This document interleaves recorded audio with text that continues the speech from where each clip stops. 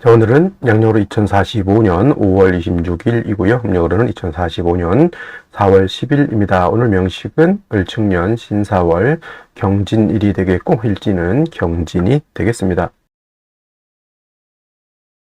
자, 사주팔자를 분석함에 있어 제일 중요한 것, 아무리 강조해도 지나치지 않는 것보다 일간과 원령이 가장 중요하다라고 하는 것, 일간의 특성을 아는 것, 그 다음에 원령의 특성을 아는 것, 지피지기면 백전백승이다라고 할 때 나를 안다라는 것은 일간을 아는 것이고요.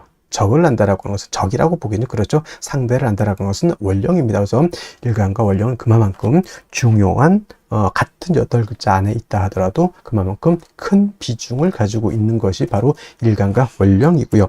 오늘 일간은 경이라고 하는 천간이 일간이 되겠습니다. 10개의 천간, 갑을병정, 무기병심, 임계라고 하는 10개의 천간 중에서 경이라고 하는 천간은 7번째 천간이 되겠고요. 그 다음에 오행, 목화토금수라고 하는 오행으로 구분하게 되면 경이라고 하는 것은 금이 됩니다. 금, 우리가 쉽게 말하면 쇠라고 이렇게 표현하죠. 강철, 무쇠 등등 이런 걸로 볼 수가 있겠고, 이 쇠라고 하는 것은 우리가 눈으로 볼 수 있는 것, 즉 물상으로 봤을 때는 쇠가 됐지만 기운, 우리가 느낌으로 하는 기운으로 봤을 때는 금의 기운은 숙살지기라고 해요. 숙살지기라고 하는 것은 뭐냐면 수의 기온은 얼음이 얼 정도로 천하를 막 영하 30도 40도 정도로 땡땡땡땡 그 이하로도 얼릴 수 있는 것이지만 금의 기온은 영하까지는 떨어지지 않죠. 즉 물이 얼지 않지만은 그래도 이 금의 기온은 오싹해서 서리가 내리고 그 다음에 사람 피부가 그 소름이 돋을 정도의 그러한 오싹한 기운을 갖다가 금의 기운, 즉 숙살 기운이라고 하고, 여러분들 명리 배울 때 금의 기운, 즉 숙살 기운이 있어야지만 결실을 얻는다, 이렇게 많이 공부들 하셨으리라 생각이 됩니다. 금의 기운이 강한 그러한 계절이 바로 또 가을이고, 가을 되면은 봄에 심었던 씨앗들, 봄에 심었던 묘종들, 사과나무, 배나무 등등의 어떤 과실수에서도 그러한 결실을 많이 얻게 되죠. 사람도 이제 해가 시작했을 때 올해의 계획을 세우게 되고, 그 다음에 이제 가을이 되면서부터 다시 한번 싹 뒤돌아보죠. 내가 과연 잘 살았는지, 계획을 잘 지켰는지, 내가 생각했던 어떤 결실이 있는지, 이런 것들을 한번 이렇게 생각해 보게 되는 그런 기운이 바로 이 숙살의 오싹한 기운, 이런 오싹함이 있어야 한 해가 이제 저물어 가는구나 라고 하는 그러한 느낌도 알게 된다, 이렇게 볼 수가 있겠죠. 그래서 금이라고 하는 것, 가을의 기운을 말하는 것이고,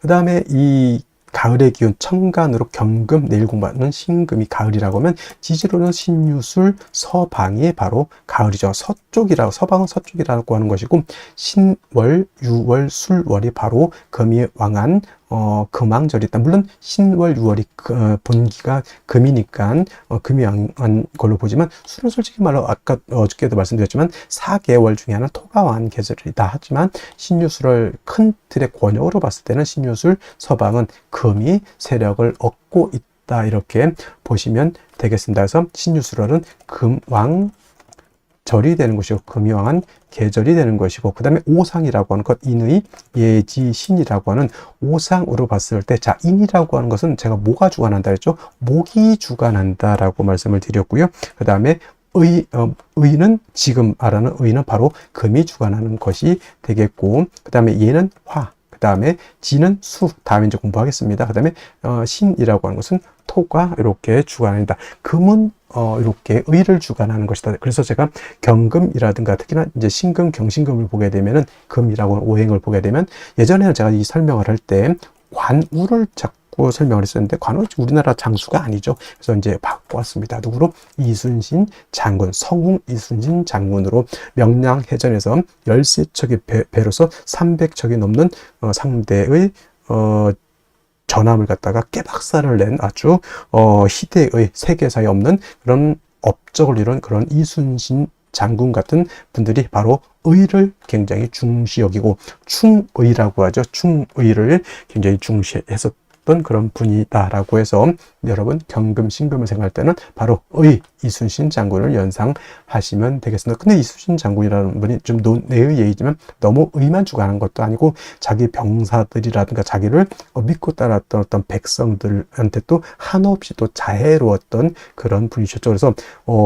금이 의를 주관하고 토는 믿음, 신을 주관한다고 해서 그것만 생각하셔서는 안 되고, 사주라고 하는 것은 목화 토금수가 어떻게 돼야 된다? 중화가 돼야 되듯이 사람도 인의예지 신 중에서 어느 하나만 선택하면 그거는 격이 떨어지는 것이고, 사람 성품 안에는 인자함도 있어야 되고 의로움도 있어야 되고 예절도 지켜야 되고 사람 삶에 있어서 지략도 지혜도 있어야 되고, 그 다음에 사람의 신막 믿음도 골고루 갖춰야지만 온전한 진짜 성스러운 그런 사람이 될 수 있겠다라고 하는 것. 그래서 사주라고 하는 것도 마찬가지로 목화 토금수가 잘 구성이 돼서 서로가 장애가 이루어지지 않는 그런 사주가 좋은 사주다, 이렇게 말씀을 드릴 수가 있겠고요. 그 다음에 금이라고 하는 것, 색깔은 백색입니다. 백색. 참고로 나무는 청색, 목은 청색, 화는 적색, 수는 검정색, 이렇게 볼 수 있고, 토라고 하는 것은 황색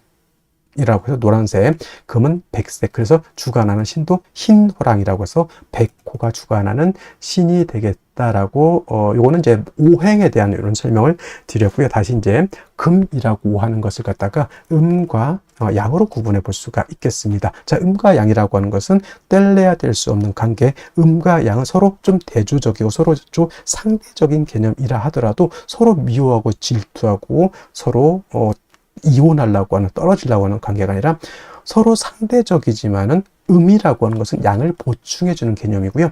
양이라고 하는 것은 음과는 좀 상대적이고 대조적이지만 양은 음을 보충해주는 개념이다. 사람으로 치면 남자와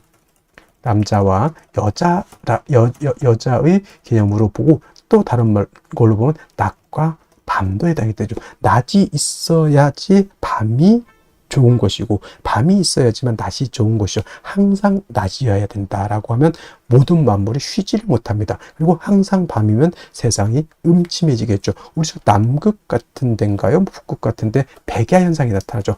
일정 기간만 석 달 정도 이상이 백야, 그냥 밤인데도 하얘요.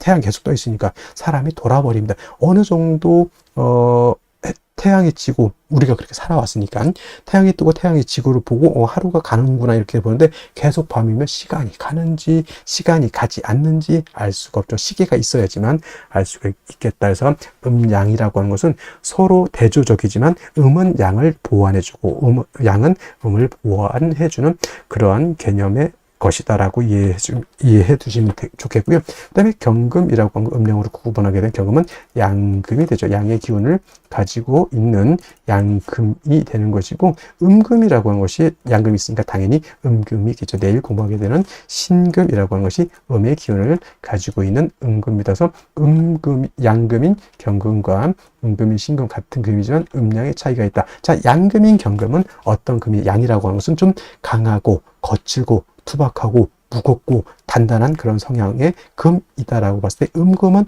부드럽고 온기가 있고 잘 휘어지고 광채가 나는 그러한 금으로 볼 수도 있겠죠. 그래서 경금인 양금은 완철금이라고 봅니다. 완철금, 그야말로 순수, 우리가 말하는 금하면 생각하는 그 무쇠 같은 개념, 강철 같은 개념으로 이렇게 경금을 생각하시면 좋겠고요.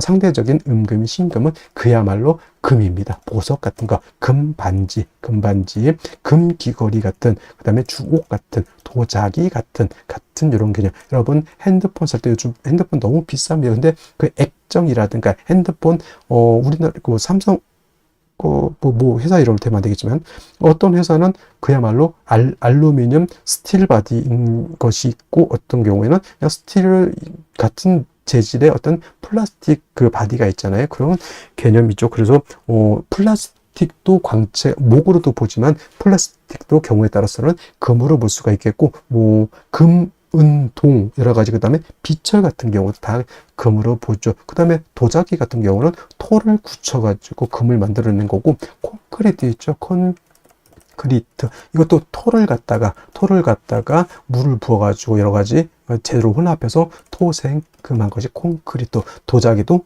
토생금에서 만들어낸 금이다, 이렇게 보시면 되겠죠. 여러분이 쓰고 있는 안경 같은 거 있죠. 다 금인데 경금이 아니라 그런 신금이다라고 이렇게 보시면 되겠고, 경금은 무쇠강철과 같으면서 원철이라고도 표현합니다. 원철은 뭐냐면 땅에서 금방 캐낸 자연 그대로의 철을 말하죠. 쇠를 말한다.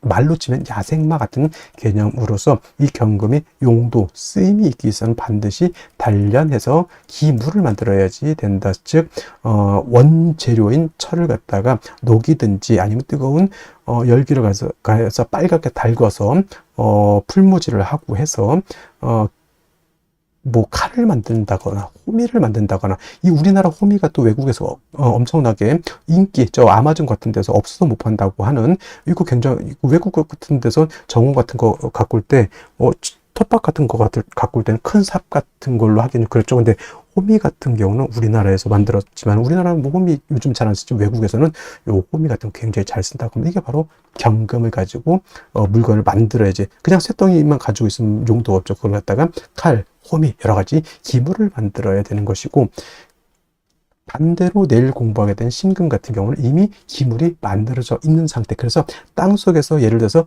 금광석을 캐내 가지고 그거를 불순물을 제거를 하고 해서 여러분들 결혼반지, 금반지, 금귀걸이, 황궁두꺼비, 황금 열쇠를 만들었다 생각하시면 돼요. 그래서 신금은 용도에 있어서 다시 불로서 다스릴 필요는 없겠고, 신금은 그 만들어진 보석을 갖다가 깨끗하게 세척만 하면 된다. 도세주옥만 하면 된다. 이때 필요한 것은 뭐다?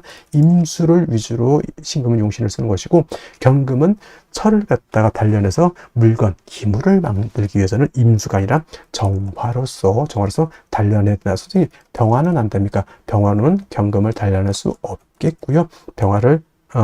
경금을 실질적으로 단련할 수 있는 것은 병화가 아니라 정화라고 하는 것 꼭 명심해 두시고, 경금이라고 하는 것이 정화를 쓸 때는 정화 혼자만 있어서는 안 되고 바로 간목이 있어줘야 된다. 제가 정화 설명을 할 때 정화는 뭐와 같다? 등촉지화와 같고 인위적인 불과 같기 때문에, 저 등촉지화 또는 모닥불이라든가 이 불 가지고 경금을 다스리기 위해서는 보다 연료가 충분히 있어줘야 되겠죠. 그 연료 역할을 하는 것이 바로 간목인 것이다. 그래서 경금이 정화를 쓸 때는 간목을 취용한다. 간목이 경금을 취용할 때는 정화를 취용한다. 정화가 있어줘야 된다. 그 다음에 정화가 간목을 쓸 때 너무 인성이 많게 되면 경금으로서 벽값 인정해줘야 된다라고 하는, 경금, 정화, 간목의 트리오적 서로 도와주는 그런 공존 효과 같은 것들도 한번 생각해 보실 필요가 있겠습니다. 그래서 정리를 하면, 경금이라고 하는 일가는 정화, 간목을 위주로 용신을 쓰되, 나머지 글자들은 필요에 의해서 필요하면 쓰고 필요하지 않으면 안 쓴다. 예를 들면 경금이 수가 너무 많으면 무토로서 수를 제할 필요가 있겠고, 경금이라고 하는 것이 화가 너무 왕할 수도 있죠. 이때는 임수로서 화를 억제시켜 줄 수도 있다. 그는 상황에 따라서 예외적으로 쓰는 것이고, 기본적으로 경금이라고 하는 일간의 특성을 봤을 때는 정화, 간목을 떠나서는 수용할 용신이 없다. 나머지는 그때그때 상황에 따라서, 원령의 특성에 따라서 쓸 수는 있겠다 정도 이해해 두시면 되겠습니다. 다음으로 월령에 대해서 알아보도록 하겠습니다. 월령이라고도 하고요, 월지라고도 하고, 월원이라고도 하고, 또는 제강이라고 하는 표현도 쓰게 되는데, 다 같이 어디를 지칭하느냐?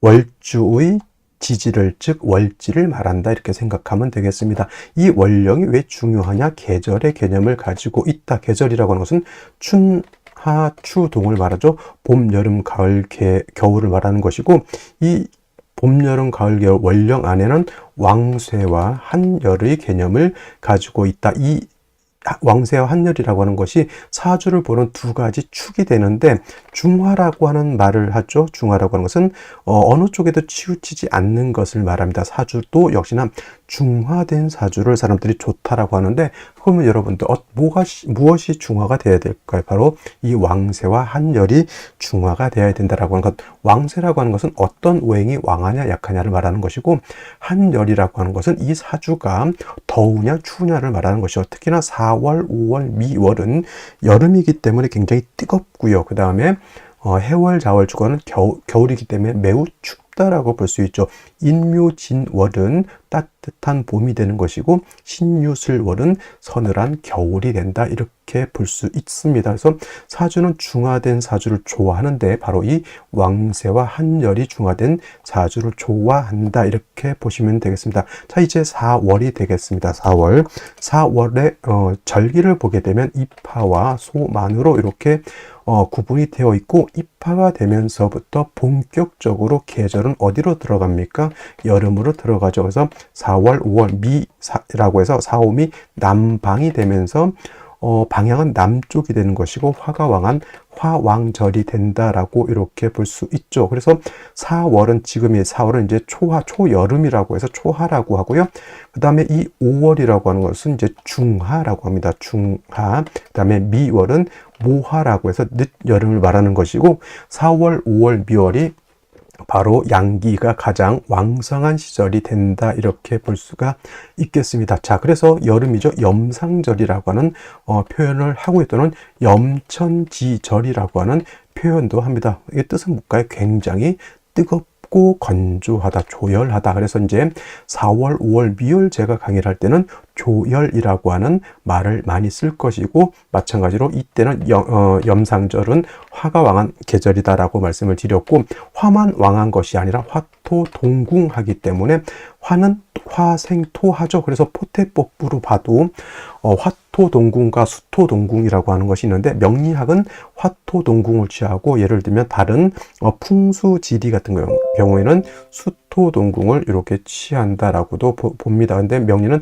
화토동궁을 취해서 이렇게 보게 되면 뭐다? 화토는 같이 왕하다. 그리고 상생으로 봐도 화가 토를 생한다라고 하는 개념도 매우 중요하고요. 그 다음에 화라고 하는 것은 금을 극하기 때문에 4월, 5월, 미월의 화가 왕한 계절에는 금이 약하게 되겠고, 그 다음에 수라고 하는 것은 화가 왕하면 물이 버글버글 끓죠. 화다수갈이라고 해서 화가 왕한 4월, 5월, 미월은 수는 지, 태지, 양지로 가기 때문에 4월, 5월, 미월은 수가 약하다라고 볼 수 있습니다. 그럼 4, 5, 미월의 목은 어떻게 될까요? 그래서 목분비회라고 하는 말이 있고, 또 화다목분이라고 하는 말도 있습니다. 화다목분, 기본적으로 목이 화를 생하지만 화가 너무 왕하게 되면 나무가 불에 타서 날아간다, 재가 돼서 날아간다, 또는 이제 목분비회라고 하는 단어도 많이 쓰게 됩니다. 그래서 4월, 5월, 미월은 이렇게 화다수갈이 된다든가 화다목분, 그 다음에 목분비회라고 하는 것, 그 다음에 화토동궁이라고 하는 이런 단어들 꼭 기억해 두시면 좋겠습니다. 그리고 이제 4월, 5월, 미월은 너무 뜨거운 염상절이기 때문에 또 조후라고 하는 것이 매우 급박하다. 여러분들 한여름 뜨거운데 30도, 40도, 저 진짜 뜨거운 나라는 만 40, 50도 이상도 올라가는 데가 있죠. 그런 때는 뭐가 필요합니까? 반드시 차가운 냉기가 있어서 그 뜨거운 열기를 식혀줘야 되겠죠. 이 조우라고 하는 것이 바로 기후를 조절시켜준다, 이렇게 보시면 되겠습니다. 4월 너무 뜨겁다라고 하는 것, 그래서 반드시 수가 있어서 뜨거운 열기를 조절시켜줘야 되고, 수만 있어서는 약하니까 금이 있어서 금생수해서 4월의 기후를 맞춰줘야 된다라고 하는 것도 여러분들 기억해 두시면 좋겠습니다. 자, 또 4월에서 알아봐야 될 것, 지장간이라고 하는 것도 있습니다.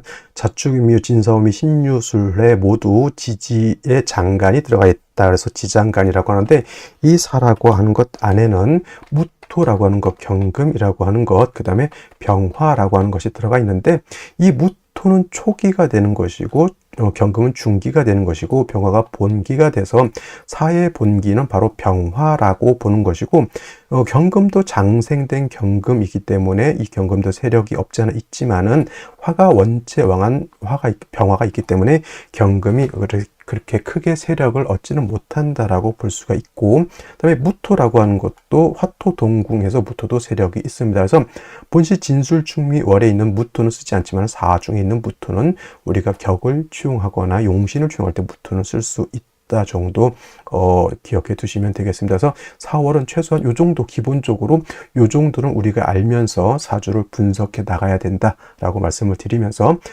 다음 넘어가도록 하겠습니다. 자, 4월에 일간 경금이 태어나게 되면 사주를 어떻게 배합하는 것인지 알아보도록 하겠습니다. 자, 일간경금이라고 하는 것, 양금이 되겠고요. 경금은 완철금이라고 표현하죠. 완악하고 강하고 거칠고 투박한 강철이라든가 무쇠라든가 땅속에서 금방 캐낸 원철과 같다라고 했고요. 사람의 손이 닿지 않은 그러한 천연의 강철과 같다. 말로 치면은 야생마와 같다. 이렇게 표현하면 되겠고, 이 경금은 반드시 단련해서 기물을 만들어야 된다라고 말씀을 드렸는데, 이때 경금을 단련하는 것은 정화로서 단련을 하고 감목으로서 정화를 보좌해 준다라고 하는 것이 기본적인 경금의 용신치용법이 된다라고 설명을 드렸는데, 이러한 경금이 태어난 월령이 4월입니다. 4월의 본기는 뭐라고 그랬습니까? 병화라고 했고요. 화가 너무너무 왕한 시절입니다. 물론 경금이 4월에 태어나게 되면 여기 보시면 경금이 4월의 장생이기 때문에 경금 자체가 약하다라고는 보지 않지만은 병화가 원체 강하다 보니 거기에 명암을 못 내밀게 된다. 예를 들면은 우리나라에 격투기 선수가 있습니다. 굉장히 난다 긴다라고 하는 그런 격투기 유명한 선수도 UFC라고 하는 미국의 전 세계에서 나오는 그런 사람들이 있는 데에서는 조금 딸리는 그런 기질이 있죠. 그래서 경금이 4월에 장생이긴 하지만 병화가 너무 왕하기 때문에 경금이 그 기세를 갖다가 펴지 못한다라고 본다라고 보는 겁니다. 그래서 4월에 경금은 7살이 너무 왕하여서 금이 7살에 의해서 공격을 받게 되죠. 4월은 화왕절 염천지절이라고 했고요. 화가 왕하면 왕할수록 화는 뭘 한다 그랬습니까? 금을 극한다라고 말씀을 드렸죠. 이렇게 화가 왕해서 금을 극하게 되면은 화가 왕하게 되면 금용이라고 해서 금이 녹아버린다. 이거 녹을 용자죠. 화가 왕하면 금이 녹아버리죠. 적당하게 경금을 단련을 해야 되는데 너무 뜨겁게 단련해서 녹아서 없어져 버리게 되면 어떻게 됩니까? 경금 용도 자체가 없어진다라고 하는 겁니다. 그리고 또 4월이라고 하는 것은 너무 뜨거운 시절이기 때문에 조후의 필요성도 있다라고 했죠. 역시나 마찬가지로 4월, 5월, 미월은 수가 없으면 중화를 이루기가 어렵다. 존신이 되는 것이 바로 4, 5, 미월의 용신은 수가 있어줘야 되는데 경금도 일간의 특성상 개수를 쓰기보다는 임수 쓰는 것을 좀 더 좋아합니다. 왜냐하면 자 경금이 화가 왕해서 뜨거워지면 시뻘겋게 불이 달궈져 있다라 생각하면 돼요. 이때 이 경금을 갖다가 세진 깨끗하게 닦아낼 수 있는 것은 개수가 아니라 임수라 해야지만 경금의 티끌을 깨끗하게 닦아낼 수 있다. 화가 경금을 극하는 것을 임수가 만류주 수국화해서 뜨거운 열기를 갖다 식혀줌과 동시에 경금에 묻어져 있는 그러한 티끌이라든가 이런 걸 갖다가 깨끗하게 담금질로서 이렇게 닦아내준다라고 생각하면 돼요. 개수는 조후는 할 수는 있겠지만 뜨거운 열기를 식혀줄 수는 있겠지만 경금을 깨끗하게 연마하는 기능은 없게 됩니다. 병화도 병화가 임수 개수를 쓸 때 병화를 보강할 때는 임수로서 보강할 때 조후할 때는 개수가 더 좋다라고 했듯이 경금도 이 뜨거운 화왕절인 4월에 경금 자체가 용도가 있기 위해서는 임수로서 깨끗하게 세진, 세척해야 되는 것이고 별도로 조후라고 하는 것은 개수가 있으면 좋겠지만 개수가 없다 하더라도 임수만 있어도 경금을 세진하고 4월의 뜨거운 열기를 조절시킬 수 있다 이렇게 볼 수 있습니다. 단 또 한 가지 4월은 화가 너무 왕하기 때문에 수가 약하죠. 4월에 임수는 절지가 되기 때문에 수가 굉장히 약합니다. 화다수갈이라고 해서 화가 너무 왕하게 되면 물이 금방 파르르르 증발돼서 날아갑니다. 그래서 이런 경우에는 비견 또는 겁재인 경금, 신금 등이 있어서 요 임수를 갖다가 도와주어야지만 능히 임수가 힘을 얻어서 금을 세진 세척하고 뜨거운 열기를 갖다가 보해줄 수 있다. 조후할 수 있다 이렇게 보시면 되겠습니다. 예를 들어서 경금의 지지로 신유금 등이 있어서 일금양은 정화도 쓸 수 있지만 그렇지 않은 경우에는 임수를 위주로 쓴다라고 이렇게 기억해 두시면 되겠고요. 사주는 천변만한 것이기 때문에 4월의 경금의 경우의 수가 굉장히 많습니다만은 이렇게 원칙을 안 연후에 예외적인 것들에 대해서 대처할 수 있는 능력을 키우는 것이 필요하겠다라는 말씀을 드리겠습니다. 자, 다시 오늘의 명식을 살펴보도록 하겠습니다. 자, 사주 볼 때 제일 중요한 것, 일간이 어떤 일간이냐가 중요하고요. 두 번째로 그 일간이 어느 원령에 태어났느냐가 중요합니다. 일간이라고 하는 것은 그 사주의 주인공과 같은 것이고, 원령이라고 하는 것은 그 주인공인 일간이 태어난 배경 또는 환경과 같기 때문에 일간과 원령이 중요하고, 세 번째로 중요한 개념, 격국과 용신이라고 하는 개념이 있습니다. 자, 격국이라고 하는 것, 사주 8글자의 틀, 사주 8글자의 구성이 어떻게 되어 있느냐를 보는 것이 격과 국을 보는 것이고요. 용신이라고 하는 개념은 사주 8글자 중에서 이 사주를 중화시킬 수 있는 가장 핵심적인 요소를 용신이라고 합니다. 근데 용신이라고 하는 것이 사주를 중화시킨다라고 하는데, 그럼 과연 무엇을 중화시키냐라고 봤을 때 두 가지 핵심 개념, 왕세와 한열이라고 하는 개념이 있습니다. 자, 왕세라고 하는 것은 사주 8글자 중에 있는 오행, 목화토금수라고 하는 오행 중에서 어느 오행이 왕하고 어느 오행이 약하냐를 보는 것이 왕세인데, 역시나 중요한 것은 일간이 왕하냐 약하냐가 중요합니다. 일간은 사주의 주인공과 같고 한나라의 임금과 같은 것이기 때문에 주인공 또는 한나라의 임금이 어느 정도 세력도 있고 힘도 있고 통솔력도 있고 지략도 있어야지만 그 세력을 이끌어 갈 수 있는 능력이 있는 것인데, 일간 자체가 너무 약하게 되면은 그 사주를 주도하지 못하고 오히려 환경에 끄달림을 받을 수밖에 없습니다. 그래서 일간 자체가 어느 정도 세력이 있느냐 좀를 보는 것, 그 다음에 일간이 세력이 좀 있어야지만 사주를 끌고 갈 수 있는 능력이 있다라고 하는 점, 이런 것을 보는 것이 바로 이 왕세를 보는 것이고요. 한열이라고 하는 것은 사주 8글자 중에는 시간의 개념과 공간의 개념을 같이 가지고 있습니다. 그래서 사주라고 하는 것도 우리가 사는 현상계와 같이 사람, 동물, 식물이 살 수 있는 적정한 온도, 적정한 습도를 이루는 것이 좋겠죠. 사람으로 치면 뭐 대략 한 20도 정도의 적정량의 습도가 있으면 좋다라고 합니다만은 이제 뭐 지금 현상학적인 얘기고, 사주에서 말하는 이 한열, 한난 조습은 역시나 원령을 기준으로 해서 잘 살펴볼 필요가 있다, 이렇게 보시면 되겠습니다. 결국 한난 조습이라고 하는 것은 한은 차가운 것을 말하죠. 북극이나 남극처럼 얼음이 얼정도의 한기를 말하는 것이고, 난이라고 하는 것은 뜨거운 사막 같은 그런 뜨거운 열기를 말하는 것이고, 조는 건조한 것, 습은 습기가 많아서 축축한 것을 말하겠죠. 그래서 사주라고 하는 것도 한열, 즉 한난 조습이 잘 조절을 이루어야 된다라고 보는 겁니다. 그래서 왕세에서 나오는 것이 바로 이 억부용신법, 그다음에 한열에서 나오는 것이 바로 이 조후용신법인데, 시용법에는 대략 5가지 정도가 있는데, 그 중에서도 억부용신법과 조후용신법이 가장 핵심을 이루고 있다, 이렇게 보셔도 과언이 아닙니다. 자, 그리고 이 격국과 용신이라고 하는 개념도 역시나 일간과 원령이라고 하는 토대 위에서 살펴보게 되는데, 자, 일간 경금이라고 하는 것은 양금이 될 것이고요. 월지 있는 사화, 양화가 되겠습니다. 채음, 용, 양이라고 합니다.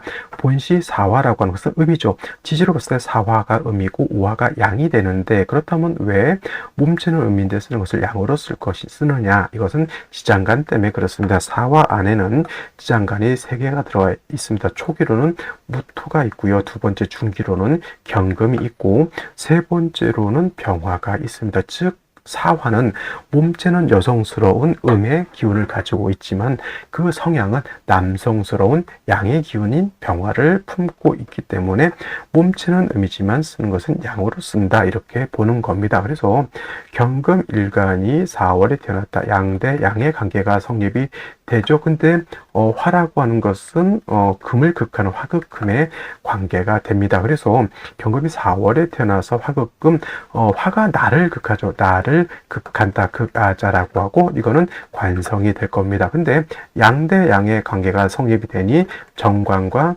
편관으로 나누어 봤을 때 편관 다시 칠살이라고도 표현하는데, 양대 양의 관계가 성립되니 경금이 4월에 태어났을 때는 편관 칠살이 되겠습니다. 그래서 4월에 경금이 태어나게 되면 편관격이라고도 하고 칠살격이라고도 합니다. 본시 원령 자체에 경금이 있어서 사의 경금 자체가 통근은 가능하다 하더라도 4월이라고 하는 것은 화왕절이죠. 화가 관지에 해당이 되기 때문에 화는 매우 왕합니다. 물론 경금도 사의 장생처가 되기 때문에 금 자체가 약한 것은 아니라고 할지라도 본시 화가 너무 왕하기 때문에 이때는 어쩔 수 없이 신약 또는 관왕한 그런 사주 구조가 된다라고 볼 수가 있는 겁니다. 그래서 사주 국세는 신약 관이 아니라 살왕이 되는 것이고 살중 신경한 사주 국세가 된다. 그래서 4월에 경금이 태어나게 되면 일단 화가 너무 왕해서 경금이 녹아버릴 수 있다. 이걸 화왕 금용이라고 합니다. 그래서 4월에 경금이 태어나게 되면 먼저 뜨거운 열기를 식혀주고 경금을 뭐 해야 된다? 세진세척해 줘야 된다라고 해서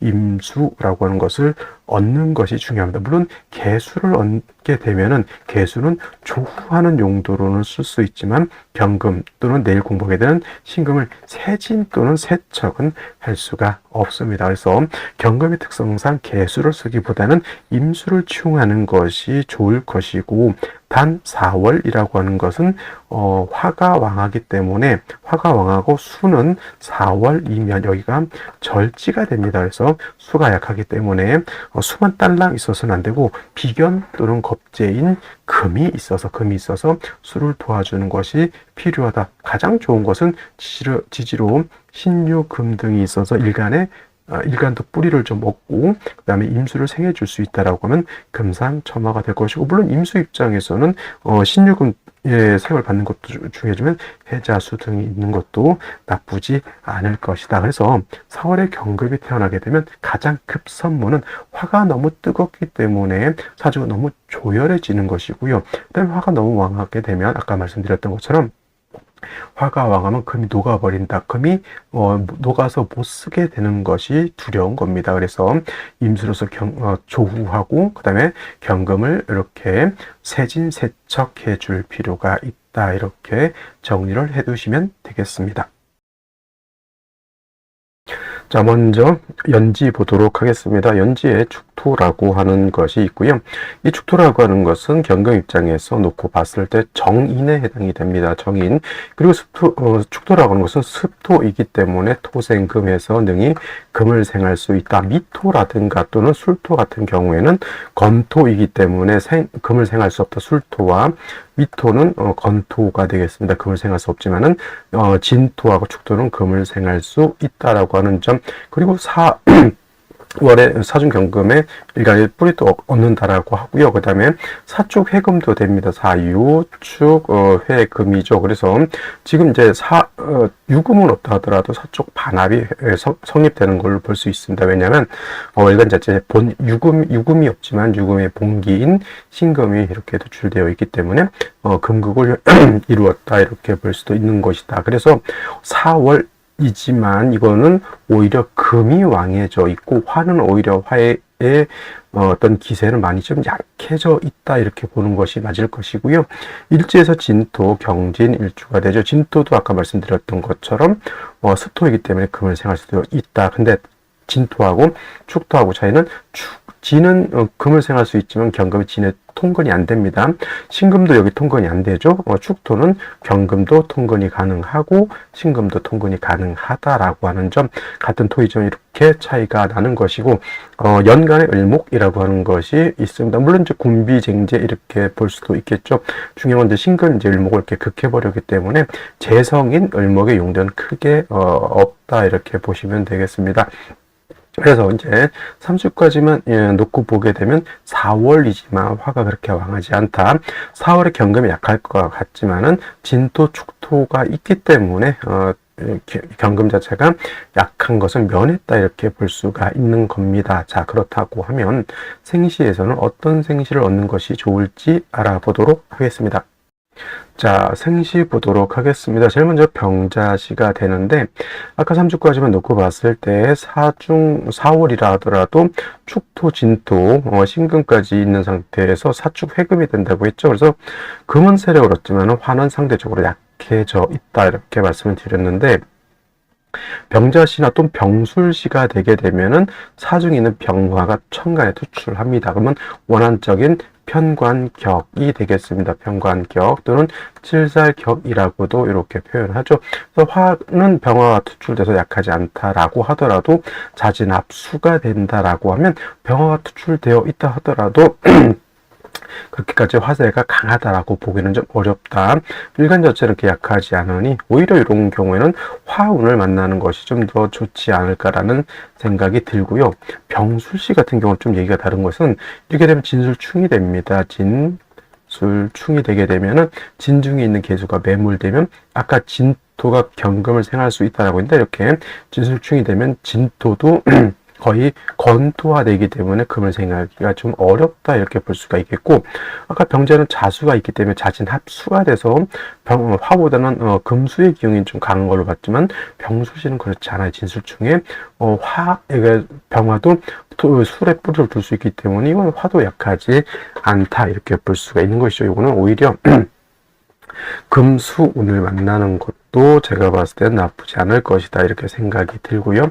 정축시 같은 경우에는 또 축토를 받습니다. 그래서 뭐 인성이 좀 과하긴 하죠. 뭐 축토 2개다 진토까지 있고 병화는 아니지만 정화가 투출돼서 경금 이걸 단련시킨다라고 보여질 수 있습니다만은 병화가 아닌 정화가 투출되어 있다 하더라도 이거는 화가 왕한 걸로 이렇게 보기는 좀 어렵지 않나라는 생각이 들어요. 그래서 제가 봤을 땐 정축시는 이제 금수운보다는 목화운이 좋을 것이라고 보여지고요. 그 다음에 무인시 같은 경우에는 이거는 무토가 투출된 건 결코 좋은 일은 아닙니다. 왜냐하면 4월의 경금은 임수로서 경금을 단련하고 또는 뭐 금이 이렇게 세력이 있으면 정화로서 단련하면 좋은데 무토는 이것도 저것도 아니고 생활할 수도 있는 것도 아니고 오히려 토다 매금이 될 수 있기 때문에 좋게 볼 수가 없는 생시 중에 하나이고요. 뭐 예를 들면 경진시 같은 경우에는 또 진토를 얻었습니다. 이건 스토인 진토가 너무 많고요. 그다음에 경금은 신금까지 있기 때문에 이거는 사주가 좀 4월이지만 음습한 그런 국세가 됩니다. 목화운을 만났을 때 이거는 좋을 것이라고 보여집니다. 그 다음에 우리는 그래서 대운의 흐름을 잘 봐야 된다라는 생각을 드리고요. 신사시 같은 경우에는 자 음습함이 좀 강하다 그랬죠. 사축의 금의 신금 또 신금 투출되어 있고 진토이기 때문에 그래서 오늘 중에서는 제가 경금을 설명할 땐 사시가 좋다라고 이렇게 언급한 적이 거의 뭐 이렇게 많지는 않습니다만은 오늘 같은 경우는 제가 봤을 때는 신사시를 선택하는 것이 좀 좋지 않나라는 생각이 듭니다. 물론 이제 남자로 태어났을 때 이렇게 무인 기묘 이런 때는 사주가 좀 건조해질 수 있는 그리고 어차피 무인의 무토는 경금 입장에서는 좋지 못합니다. 그래서 요 때가 좀 안 좋아질 수는 있지만은 나머지 구간들은 크게 문제될 바는 아니다. 근데 역시나 남자일 때는 진술충 요 때도 조금 한번 생각해 볼 필요는 있겠지만 전반적인 생시 틀 안에서 오늘 중에서 선택하는 걸로 봤을 때는 오늘 중에서 신사시 저는 나쁘지 않다라고 보여지고요. 여명으로 봤을 때도 신사시 나쁘지 않을 것이다 이렇게 보여집니다. 임오시 같은 경우에는 또다시 오화를 갖지만은 임수 투출된 것, 물론 이제 임수가 투출돼서 경금을 도세하고 사의 뜨거운 열기를 조절한다라고는 기본적인 설명은 그거 같지만 사축 해금의 신금의 진토까지 있으면 오히려 한기, 물론 오시이기 때문에 축시라든가 자시라든가 해시 정도까지는 아니라 하더라도 임수가 있으면 이거는 금수운대는 썩 좋아 보이진 않아요. 그래서 이것도 목화운을 만났을 때가 좋지 않을까라는 생각이 들고요. 갑신시 같은 경우에는 이것도 이제 경금이 신에 또 뿌리를 둘 수 있습니다. 간목이 재성이 있어서 화를 오히려 이런 거는 좀 화를 도와주는 그런 구조라고 보여질 수 있겠죠. 이거 같은 경우도 저는 금수보다는 목화운으로 가는 것이 좋겠다. 정축하고 정해하고 정해는 이것도 만약에 정화를 쓴다라고 봤을 때는 해수가 있잖아요. 써놓고 얘기를 한번 해볼까요? 정해시가 되면 정화가 도출돼서 해수로서는 뭐 뜨거운 열기를 조절한다 하더라도 이거는 4월이라 하더라도 금수가 세력을 얻었기 때문에 좀 한습합니다. 그래서 이것도 틀 자체는 나쁘지 않지만은 대운이 어느 대운 때 좋을 것이냐라고 봤을 때는 역시나 이것도 목화운으로 갔을 때 발전할 수 있다 이렇게 볼 수 있겠습니다. 그래서 오늘 같은 경우에는 생시에 따라서 목화운이 좋을지 금수운이 좋을지 이거를 잘 살펴서 생시를 선택하는데 어차피 목화운보다는 금수운이 좀 더 깁니다. 그죠? 그렇다고 봤을 때 아까 그래서 제가 다른 생시 원래는 뭐 정축시도 나쁘지 않아 보이고요. 사주 전체가 뭐 화로 이루어져 있을 때는 정해시도 나쁘지 않다 이렇게 볼 수가 있겠지만 사축 해금의 도 있고요. 신금도 출된 상태에서 다시 음습한 금수를 만나는 것은 좋게 볼 수가 없습니다. 그래서 저는 오늘 같은 경우는 신사시를 좀 추천드리는 바이다 이렇게 말씀드릴 수가 있겠습니다. 자, 오늘은 여기까지 설명드리도록 하고요. 저는 내일 또 찾아뵙도록 하겠습니다. 감사합니다.